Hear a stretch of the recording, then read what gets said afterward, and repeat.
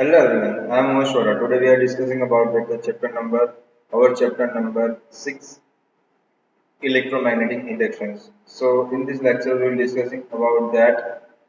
First of all, introductions of this chapter. So induced field, about first of all we are discussing about the induced field, the magnetic field may vary in time. The experiment conducted in the 1831 shows that the EMF can be induced in a circuit by changing of magnetic field.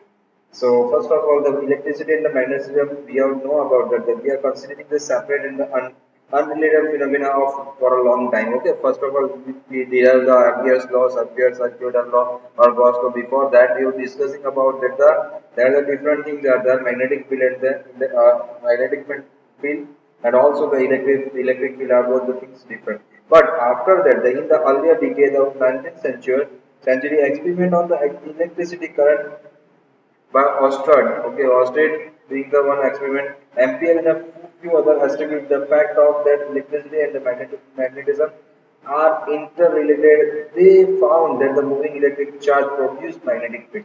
So, for example, electric, electric current deflect a magnetic compass needle placed in a vicinity. This naturally raises the questions like is the converse effect possible? So can moving magnet produce the electric current? Does the nature permits is the relation between the electricity and the magnetism? The answer is resounding yes. The experiment of the Michael Faraday in England and Joseph Journey. Okay, Michael Faraday experiment was done by the Michael Faraday and Joseph Henry.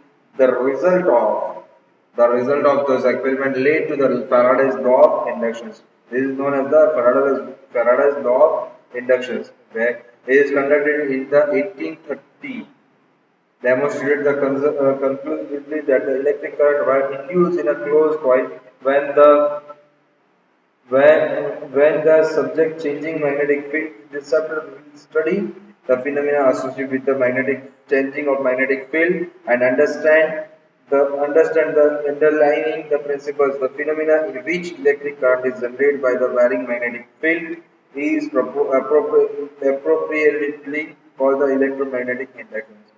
So first of all, when the Faraday first made the public his discovery that the relative motions between the bar magnet and wire loop produce a small current in the later he was asked what is the use of it. So he replied, what is the use of a newborn baby? Okay, he was give that the what is that his reply was what is the use of newborn baby? The phenomena of electromagnetic inductions is not merely of a theoretical academic interest but also the practically utility. So imagine a world where there is no electricity, no electric things, no trains, no telephones, and no personal computers. So the pioneering the experiment of the Faraday and Henry have the lead directly to the development of modern day generators and transformers. Today's civilizations owes its the progress to the great extents to the discovery of the electromagnetic inductions. So see here the experiment were done by the Michael Faraday and Joseph Henry. The result of this experiment lays the Faraday law of inductions. When induced current is produced by the charge changing the magnetic field, and this there is an induced EMF associated with the induced current, and a current can be produced without a battery present in the circuit. So Faraday law of the inductions describe the induced EMF. Now see here, the Michael Faraday, this is the our scientist, the British physicist, and also he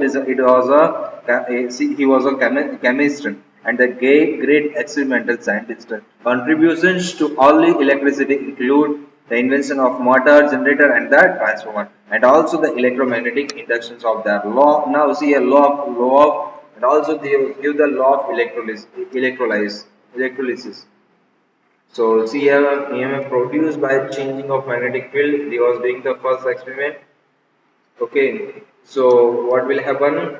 We have shown that the loop of wire is connected to the sensitive ammeter. Okay, it is connected to the sensitive ammeter, And when a magnet is moved toward the loop, the emitter deflect. What will happen? Emitter deflect. The directions was arbitrarily choose to the negative to be negative. Directions was arbitrarily choose to be a negative. Now see here, when magnet is held stationary, there is no deflections of the meter.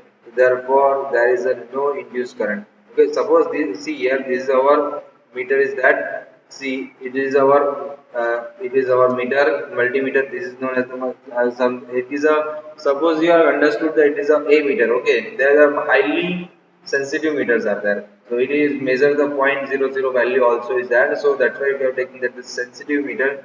When a magnet is moved toward the loop of wire, see this is our loop of wire. Okay, this is our loop of wire. So due to whenever the magnet is moved toward the loop of wire connected to the sensitive emitter, the emitter shows that the current induced in the loop. What will happen? The current induced in the loop. It means we have shown that the current is at this meter. Otherwise, we are making the deflection emitter. On that time, there are also analog and digital meters are there. So whenever we are using the analog meter on that time, also there is a shown that the current something is there.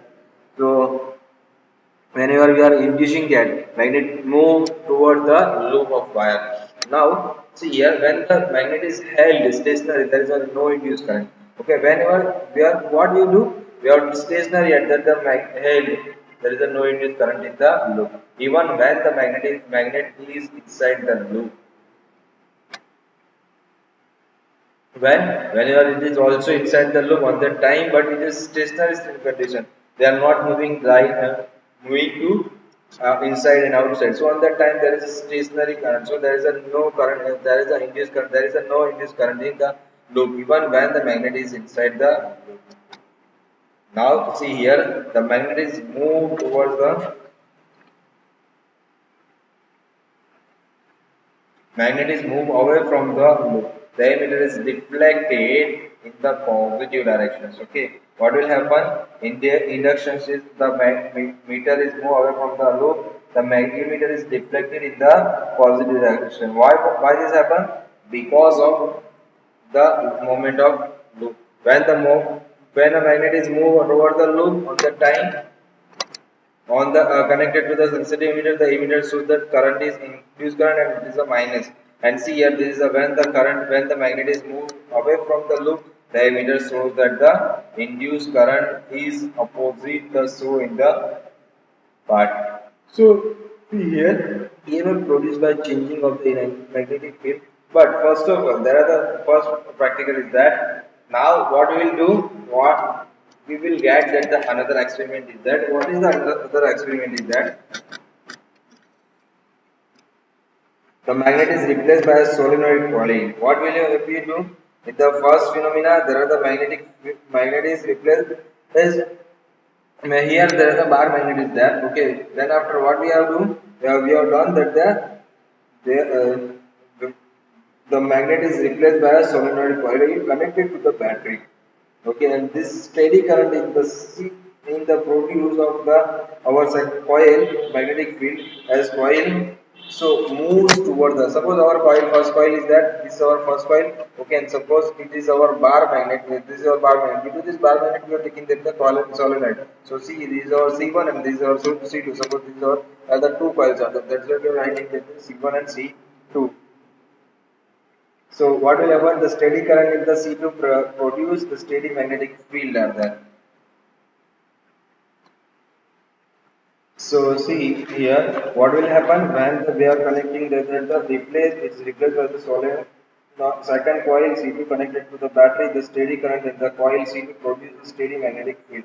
As coil C2 is moved toward the coil C1, the galvanometer shows the deflections. We are taking the service galvanometer, also there are shows that the current. So there are the deflections are there. This indicates that the electric current is induced in a coil C1. While C2 is moved away the galvanometer shows the deflections again, but it's a time opposite directions. Okay, the deflection lasts as long as coil C2 is in motion. When the coil C2 is held fixed and C1 is moved, the same effect are observed again. It is a relative motions between the coil that induce the electric current. Okay. Now the third situation is that Third situation is that the above two experiments involve the relative motions between the magnet and the coil, the between two coils respectively. Through the another experiment is the paradox show that this is the relative motion is not an absolute requirement. Okay, so it is not an absolute requirement, but so the two coils C1 and C2 held the stationary. Coil C1 is connected to the galvanometer.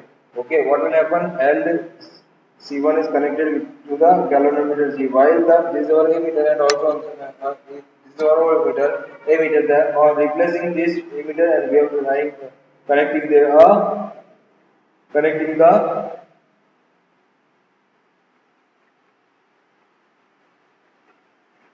galvanometer. Okay, so absolutely. See here, the coil C1 and C2 have the stationary coil C1 is connected to the galvanometer G, while the second coil C2 is connected to the battery through a capacitor.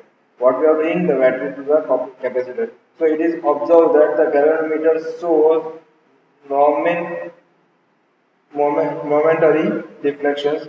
When the tap key K is pressed, what will happen? When the tap key K is pressed, the pointer in the galvanometer returns to zero immediately. So if the key is held past continuously. So there is a no deflections in the galvanometer. When the kite is released, a mem- momentary deflection is observed again, but in the opposite directions. It is also observed that the deflections increase distance. Observe that the deflection increase the dramatically when an iron rod is inserted into the coil along the axis. Okay, so see here this today. So guys, thank you. If any kind of problems, then see here this is our experiment of the Faraday's law. Now then after we'll discussing about the magnetic flux of that. Okay, these are magnetic flux are there. So after that we will discussing about these lectures. Thank you guys. Thank you so much.